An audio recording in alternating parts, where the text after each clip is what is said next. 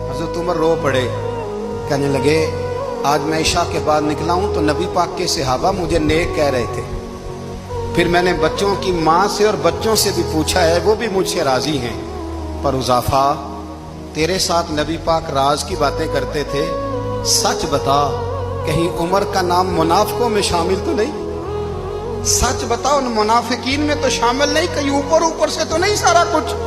हजरत उज़ाफा बिन यमान कहते हैं, मैं बाप के मरने पे इतना नहीं रोया जितना उमर के सवाल पे रोया।